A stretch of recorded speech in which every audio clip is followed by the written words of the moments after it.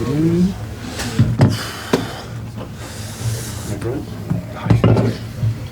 Okay, we're going to do a review of today's game and then we'll do a quick Mondays with the 22:30 embargo tomorrow night. If you'd like a question on today's game, please raise your hand and we'll get round the room. We'll start at the front with Nick Pure. Nick. Hi there.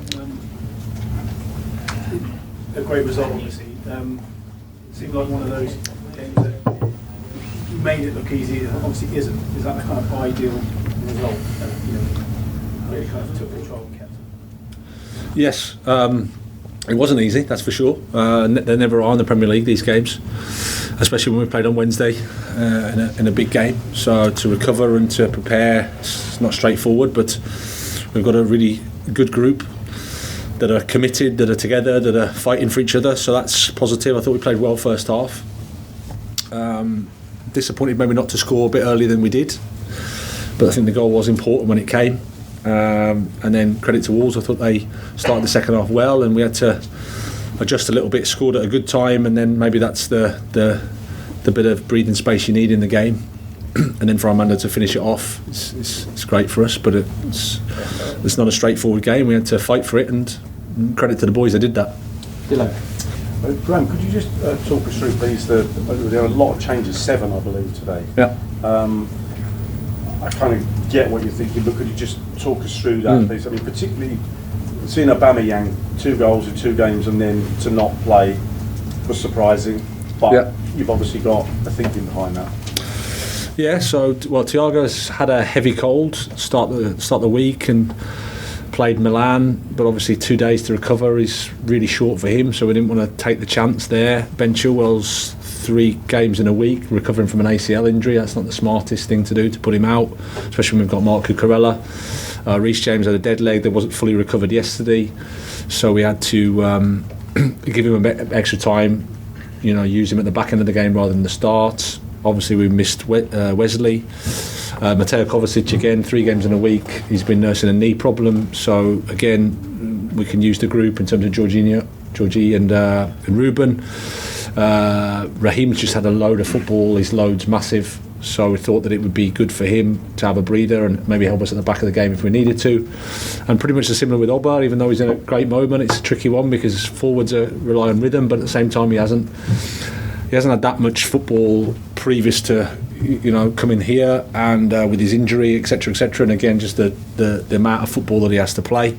Felt like today just to give him a breather, and maybe if we need him at the back end of the game we could use that. So that's the thinking process. It sounds like you were lucky to get a team out of it. Well, you asked, so I gave you the answer. I'm grateful, thank you. But that's so you must be. It's kind of a testament to what you've got here, then, that you've got all that to contend with, but you don't have to throw players in, and you've got a team that you can put out that could deliver that kind of performance. In terms of a reshuffle squad rotation. Yeah, and it's credit to the players because there's a good group here. I can't complain. I don't think we can succeed with just 11 players. I don't think it's right just to keep 11 going until they fall down and get injured or whatever, and then we play the next ones, because I don't think that's good for the group dynamic. At the same time, I'm conscious that if we lose the game today, you're going to come with me with the Aubameyang. Why did you not play Aubameyang? That's how it is.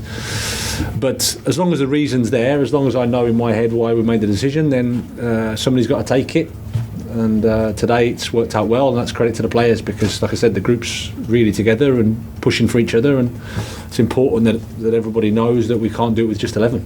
Hang on. Just Rob, and then share it around. Rob. I was just going to say, is it going to be like this because of this intensity up to the World Cup? And just a little word from Armando, how important is that for him to get that first goal? It won't necessarily have to be like this. Everything's a little bit. You have to take every situation on its own, but if you're playing 3 games a week, you go in Champions League, then 2 days to recover to the Premier League. You've got to make a decision around fresh players, around players that are determined and desperate to play.